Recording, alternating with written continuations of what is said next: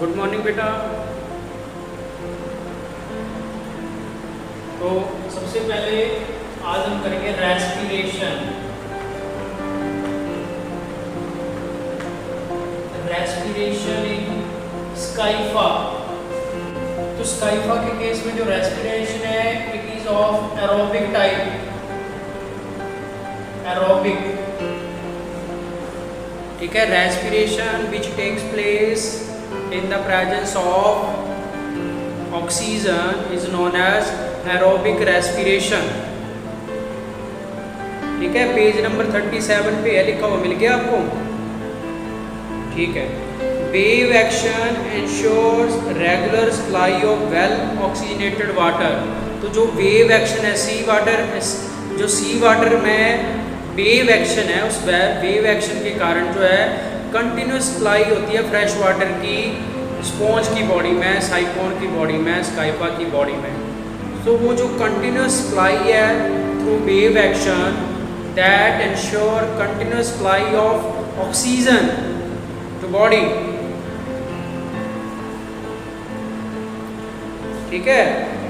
It dies if water is deficient in oxygen. अगर water deficient oxygen में तो फिर वो ठीक है डाई कर जाएगा।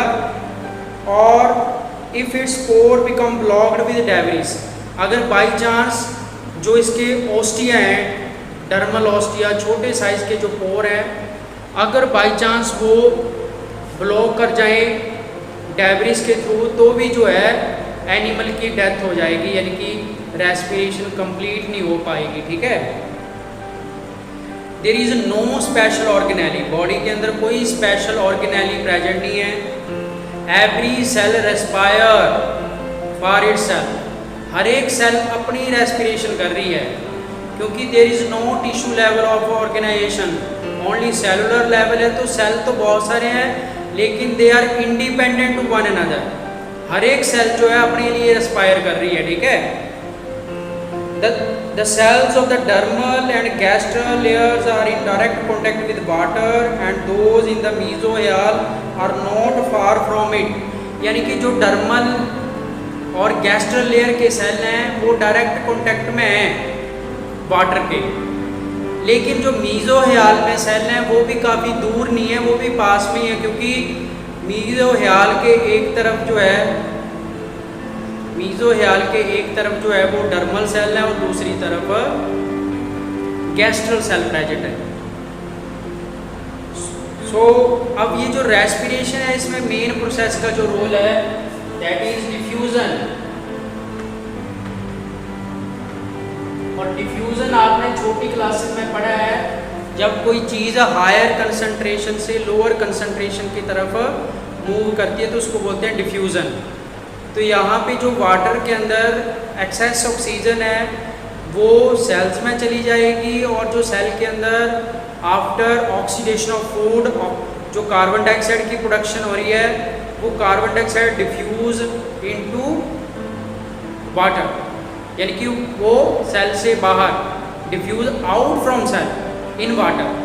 और जो ऑक्सीजन है that diffuse inside cell from water. ठीक है। तो इस तरह से गैसेस एक्सचेंज होएगा। गैसेस एक्सचेंज में डिफ्यूजन प्रोसेस का मेन रोल है। कोई स्पेशल ऑर्गेनेली प्रेजेंट नहीं है, हर एक सेल जो है वो इंडिविजुअली रेस्पायर कर रही है। उसके बाद है excretion.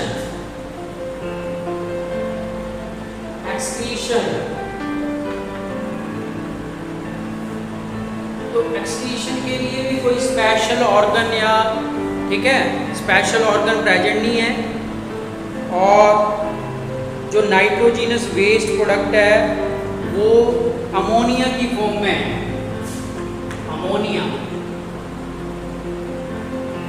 Hence it is ammonotelic animal है, क्योंकि ये अमोनिया जो कि नाइट्रोजिनस वेस्ट प्रोडक्ट है उसको एक्सक्रीट करता है। ठीक है। It mainly leaves the cell by diffusion into the water filling the canal. तो यहाँ पे भी एक्सक्रीशन में भी देखो, एक्सक्रीशन में भी डिफ्यूजन का रोल है। जो सेल के अंदर वेस्ट प्रोडक्ट हैं वो वाटर में डिफ्यूज आउट कर रहे हैं। ठीक है। और जो वाटर के अंदर यूजफुल मटेरियल है वो सेल के अंदर जा रहे हैं, ठीक है। पर यहाँ पे क्योंकि हम एक्सक्रीशन की बात करें तो हम बोलेंगे कि जो वेस्ट प्रोडक्ट है from cell they diffuse outside, ठीक है। आउटसाइड क्या है? वाटर, तो बाहर जा रहे हैं, ठीक है। वेस्ट प्रोडक्ट सेल से बाहर जा रहे हैं, किसमें? वाटर के अंदर। तो इसमें स्पेशल और कुछ जो मेन जो सेल है इसमें जो रोल प्ले करते हैं वो है अमीबोसाइड्स।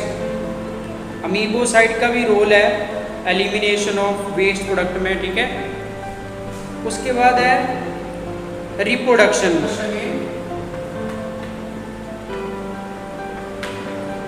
साइकोन, ठीक है। रिप्रोडक्शन में दो तरह की रिप्रोडक्शन है। Number 1 asexual reproduction,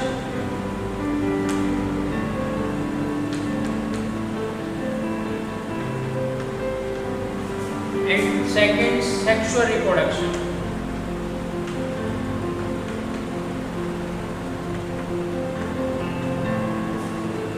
Asexual reproduction take place through budding,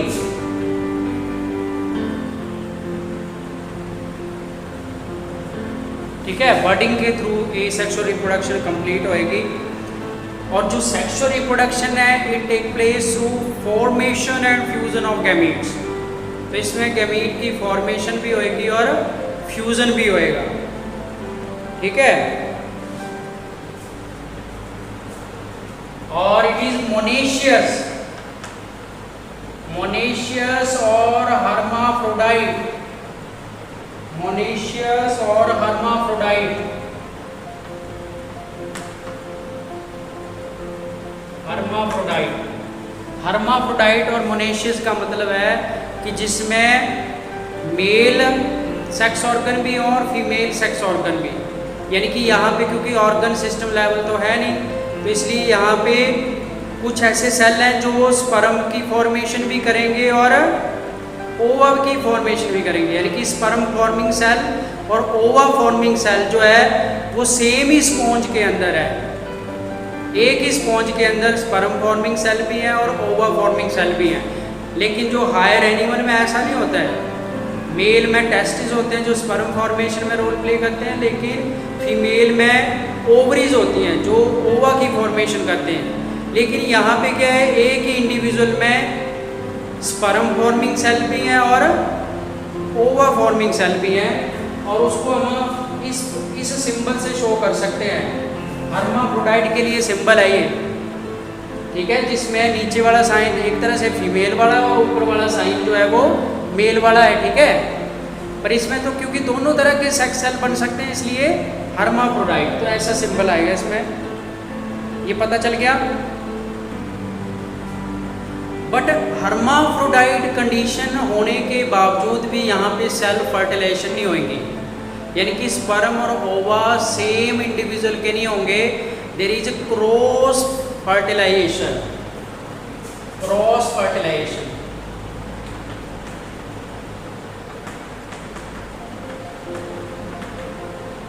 cross fertilisation तो ऐसा क्यों है कि देखो सेल्फ फर्टिलाइजेशन जो है यहाँ पे लैकिंग है, हालांकि इसमें दोनों तरह के सेक्स सेल हैं, स्पर्म भी बनेगा ओवा भी बनेगा, लेकिन फिर भी इसके बावजूद जो है वो सेल्फ फर्टिलाइजेशन नहीं हो रही है, क्रॉस फर्टिलाइजेशन हो रही है।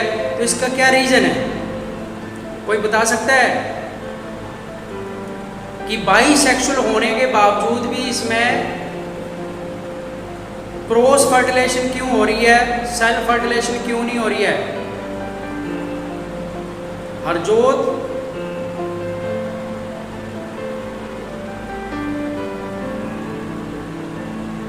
और कौन कौन कनेक्टेड है? हाँ, रिपनदीप आप बताओ बेटे।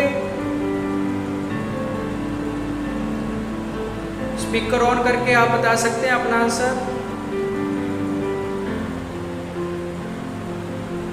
अगर नहीं पता है तो नो लिख दो स्क्रीन के ऊपर, ठीक है। तो इसका कारण है कि इसमें जो स्पर्म और ओवा की जो मैचुरेशन है वो डिफरेंट टाइम पे होती है, और in case of Sycon there is ova ripen earlier than sperm, यानी कि ओवा की डेवलपमेंट पहले हो रही है, स्पर्म की डेवलपमेंट बाद में हो रही है। तो ऐसी कंडीशन को बोलते हैं प्रोटोगाइनी। प्रोटोगाइनी। ओवा मैच्योर अर्लियर देन स्पर्म। इसलिए जो स्पर्म ओवा प्रोवाइड करेगा फर्टिलाइजेशन के लिए वो यंग होगा, क्योंकि उसमें ओवा की फॉर्मेशन जल्दी हो रही है। और ओल्ड एज वाला जो स्पॉन्ज है दैट प्रोवाइड स्पर्म, वो स्पर्म प्रोवाइड करेगा। ठीक है, तो दो डिफरेंट इंडिविजुअल से गैमीट्स आएंगे, इसलिए हर्माफ्रोडाइट होने के बावजूद भी क्रॉस फर्टिलाइजेशन है, क्योंकि जो टाइमिंग है गैमीट की फॉर्मेशन की वो डिफरेंट है। They do not mature at same time. Protogyny condition है, प्रोटोगाइनस कंडीशन है, because ova mature earlier than sperm. पता चल गया इतना? ठीक है, तो अब इसमें देखो जो गैमीट्स अराइज फ्रॉम आर्कियोसाइट्स और कोएनोसाइट। आर्कियोसाइट्स और कोएनोसाइट्स। आर्कियोसाइट जो है वो मीजोहेल पोर्शन में मैंने बताए थे प्रेजेंट हैं, और जो कोएनोसाइट्स हैं they line radial cavity, radial canal को लाइन करने वाले, इंटरनली लाइन करने वाले जो सेल हैं दीज आर कोएनोसाइट्स। तो आर्कियोसाइट से भी गैमीट बन सकते हैं और कोएनोसाइट से भी गैमीट की फॉर्मेशन हो सकती है। ठीक है, तो इसमें सबसे पहले देखो ओवा की डेवलपमेंट। जो ओवा है वो पहले डेवलप करते हैं, तो ओवा की जो डेवलपमेंट है, ओवा की जो फॉर्मेशन है उसको बोलेंगे oogenesis।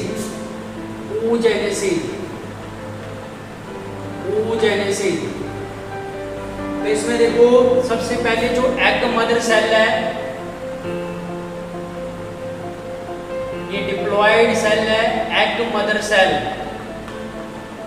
EMC, egg mother cell, और oogonia, एग मदर सेल और oogonia, they are diploid cell. और ये अलग अलग तरह के हो सकते हैं, यानी कि archaeocyte, amoebocyte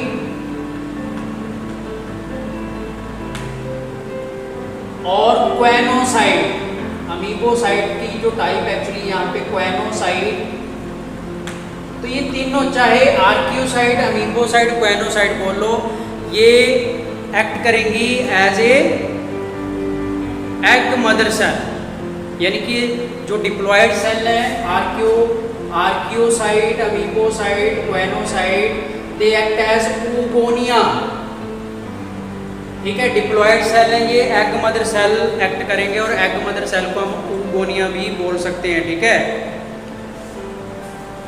then they migrate to these oogonia migrate into radial canals।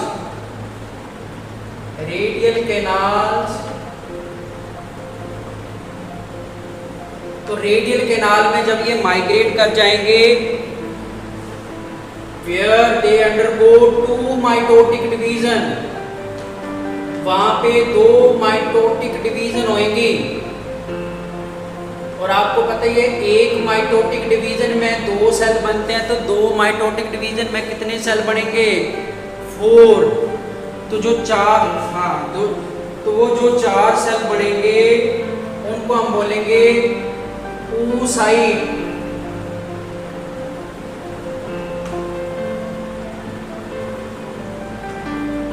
मैंने 4 ही ड्रॉ कर दिए यहाँ पे, तो जो 4 सेल डेवलप करेंगे उनको बोलेंगे oocytes।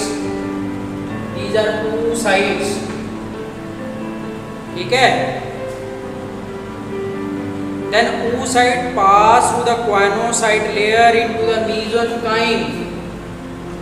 अब ये mesenchyme पोर्शन में चले जाएंगे, मीजोहेल वाले पोर्शन में चले जाएंगे। mesenchyme, ठीक है, they pass through the choanocyte into the mesenchyme portion where they grow considerably in size by engulfing or fusing with other similar cell or by receiving nutrient from special nourishing cell।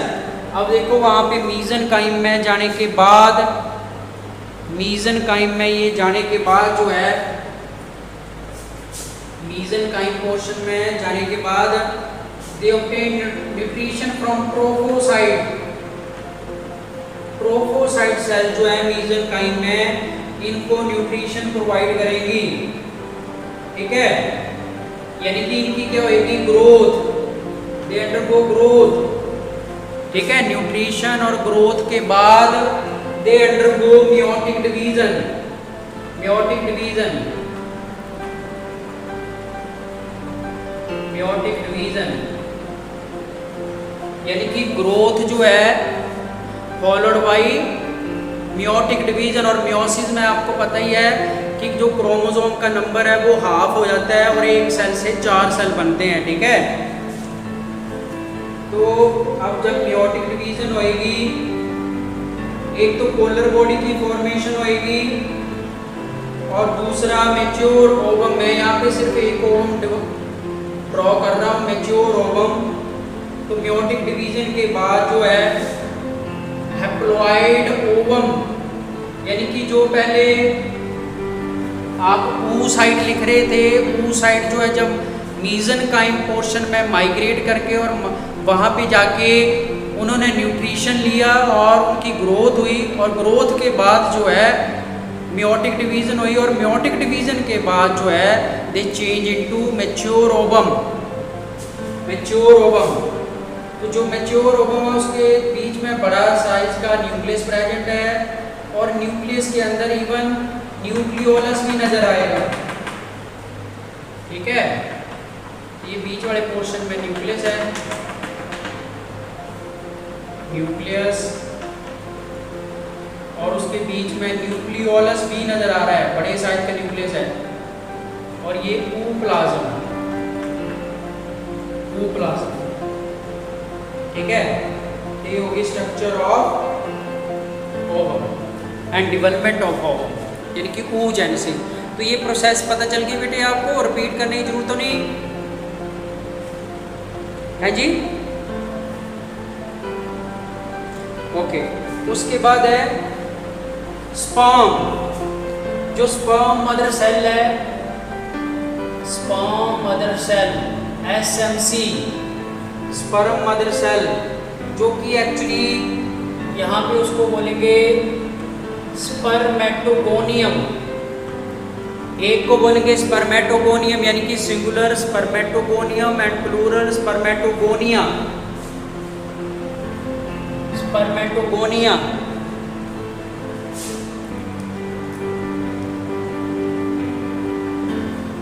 Spermatogonia, ठीक है। These are actually choanocyte cell. तो यहाँ पे देखो egg forming में भी क्वेनोसाइट cell role play कर रही थी, और यहाँ पे स्पर्म फॉर्मेशन में यानी कि जो स्पर्म मदर सेल है वो भी कौन सी सेल एक्ट कर रही है, क्वेनोसाइट, ठीक है, क्वेनोसाइट। इतना पता चल गया। अब जो क्वेनोसाइट है विच एक्ट एज स्पर्मेटोगोनियम, बेटे आपको पता चल रहा है ये,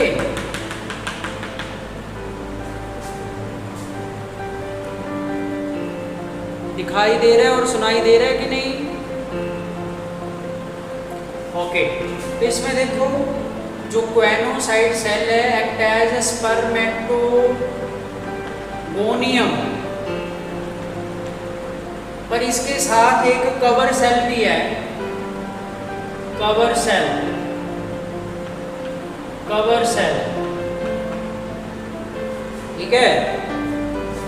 तो जो फ्लैटेंड कवर सेल है ये एक या इससे ज़्यादा भी हो सकते हैं।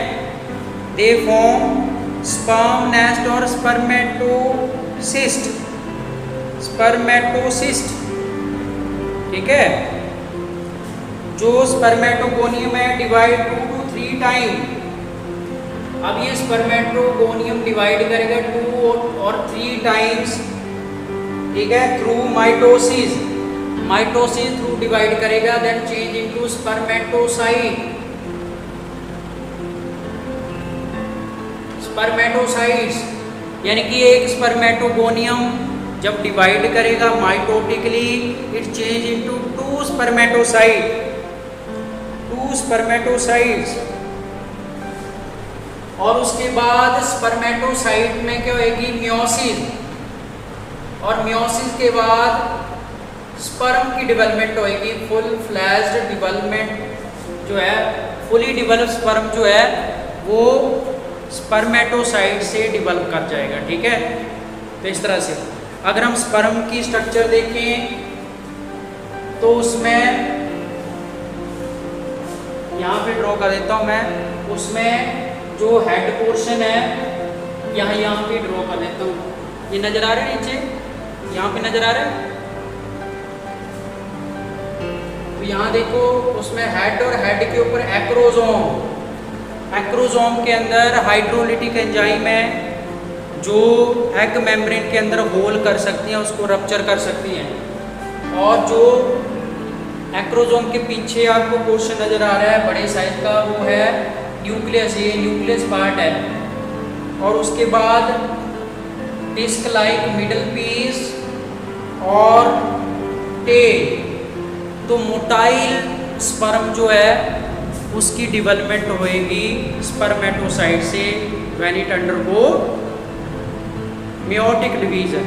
तो फुल फ्लैश, तो ये लिख लो एक्रोसोम। एक्रोसोम का रोल फर्टिलाइजेशन में, acrosome, nucleus, middle piece,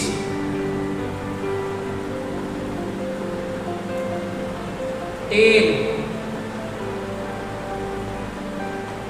So when spermatocyte cell undergo meiotic division, sperm formation take place। और स्पर्म जो है एक मोटाइल स्ट्रक्चर है, मोटाइल सेल है, हैविंग टेल और इट कैन मूव, ठीक है। तो इसके 3 पोर्शन है, हेड, मिडल पीस और टेल। जो हेड है उसमें फिर 2 है, एक न्यूक्लियस पार्ट, दूसरा एक्रोसोम पार्ट, ठीक है, इस तरह से। उसके बाद है fertilisation. Fertilisation is internal, fertilisation जो है वो इंटरनल टाइप की फर्टिलाइजेशन है, ठीक है, internal fertilisation.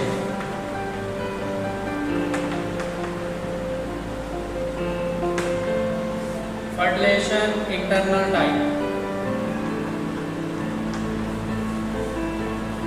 When the sperm mature, the spermatocyte, तो स्पर्मेटोसिस्ट जो कवर सेल स्पर्मेटोसिस्ट बना रही थी, ठीक है, हमने पढ़ा कि जो स्पर्मेटोगोनियम है उसके बाहर कवर सेल है, कवर सेल बना रही है स्पर्मेटोसिस्ट। थोड़ा सा फर्क है स्पेलिंग में, स्पर्मेटोसिस्ट। और जो स्पर्मेटोगोनियम है वो चेंज हो गया था स्पर्मेटोसाइट, फिर स्पर्मेटोसाइट से बना था स्पर्म। लेकिन जो स्पर्मेटोसिस्ट की बाहर कवरिंग है वो रप्चर कर जाएगी और जो स्पर्म है वो डिस्चार्ज हो जाएगा रेडियल कैनाल में। From here they are carried by excellent current और वाटर टू द एक्सटीरियर, यानी कि जो एक्सेलेंट वाटर करंट है वो उसको बॉडी से कहाँ ले जाएगा, वाटर के अंदर, वाटर में रिलीज हो जाएगा स्पर्म। ये ओल्ड स्पॉन्ज का स्पर्म है क्योंकि स्पर्म्स मैच्योर लेटर देन ओवा। सो ठीक है, विद और फिर दूसरा जो सेकंड स्पॉन्ज है उसकी बॉडी में वो वाटर से वो स्पर्म कहाँ चले जाएंगे, दूसरे स्पॉन्ज की बॉडी में चले जाएंगे, यानी कि यंग स्पॉन्ज की बॉडी में चले जाएंगे, क्योंकि जो कम एज वाला स्पॉन्ज है उसमें ओवा मैच्योर कर लें। So ova mature earlier than sperm, so sperms migrate from water into the second sponge body. ठीक है, तो डर्मल ऑस्टिया से होता हुआ dermal ostia, incurrent canal, prosopyle से होता हुआ अल्टीमेटली स्पर्म कहाँ पे पहुँच जाएगा, रेडियल कैनाल में। ठीक है, hair each sperm enter a क्वेनोसाइट। और जैसे रेडियल कैनाल, तो आपको पता है रेडियल कैनाल की इनसाइड क्या है, क्वेनोसाइट सेल है। तो उन क्वेनोसाइट सेल में ये इन्वेड कर जाएगा, एंटर कर जाएगा। ठीक है, तो क्वेनोसाइट में जैसे ही एंटर करेगा, क्वेनोसाइट का जो फ्लैजेलम है लूज कर जाएगा, और जो उसका कॉलर पार्ट है, कल मैंने बताया था क्वेनोसाइट की स्ट्रक्चर, तो जो उसका कॉलर पार्ट है, ठीक है, वो अमीबोइड शेप का हो जाएगा। और उसके बाद जो क्वेनोसाइट है माइग्रेट टू मीजोहियाल पोर्शन। जो क्वेनोसाइट पहले रेडियल कैनाल को लाइन कर रही थी, अब वो स्पर्म की इन्वेजन के बाद कहाँ पे माइग्रेट करगी, मीजोहियाल पोर्शन के अंदर। तो मीजोहियाल पोर्शन में देखो, the choanocyte penetrated by the sperms are known as sperm transit cell. Sperm transit cell यानी कि जो क्वेनोसाइट है जिसके अंदर स्पर्म की एंट्री हुई, वो सेल एक्ट कर रही है स्पर्म ट्रांजिट सेल, यानी कि स्पर्म को कैरी करने वाली सेल, जो उसको रेडियल कैनाल से मीजोहियाल पोर्शन तक लेके आई, और मीजोहियाल पोर्शन से वो उसको लेके जाएगी एग की तरफ। ठीक है, तो जो क्वेनोसाइट सेल है जिसके अंदर स्पर्म की एंट्री हुई, it act as sperm transit cell as they serve to carry the sperm to the ova. यानी कि ये वो सेल हैं जो स्पर्म को, क्वेनोसाइट जिन्होंने अपना फ्लैजेलम लूज कर दिया, कॉलर विड्रॉ कर ली, और वो फ्लैजिलेटेड स्टेट से अमीबोइड शेप में कन्वर्ट हो गए। अब वो अमीबोसाइट सेल को बोलेंगे sperm transit cell which carry sperm towards ovum, ovum की तरफ लेके जाएंगे। ठीक है, और जैसे ही स्पर्म ओवम के पास पहुंचेगा, it lose its tail and its head swell up. ठीक है, टेल को स्पर्म लूज कर देगा और उसका जो हेड है वो स्वेल अप कर जाएगा।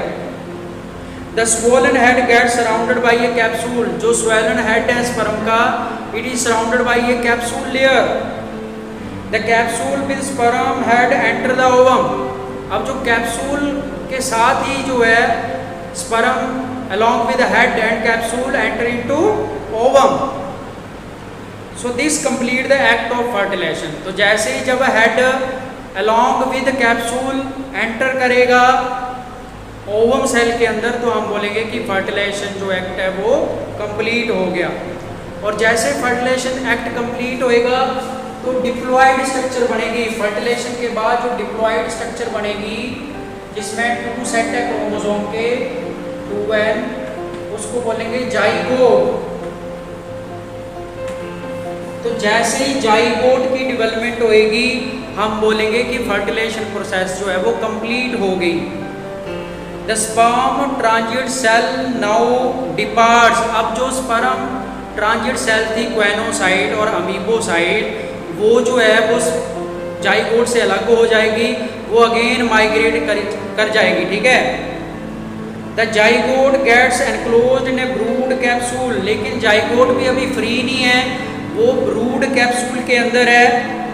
ठीक है, form by lining up of the neighbouring amoebocyte. जो उसकी नेबरिंग में अमीबोसाइट्स टाइप के सेल थे, उन्होंने उस जाइगोट के अराउंड क्या बना दिया, brood capsule. So early development of zygote occurs with in the brood capsule of the parent.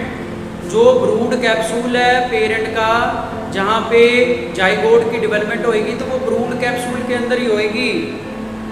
पता चल गया? So that's all for today. आज के लिए इतना ही है। कल हम जो है वो डेवलपमेंट ऑफ साइकोन करेंगे। ठीक है,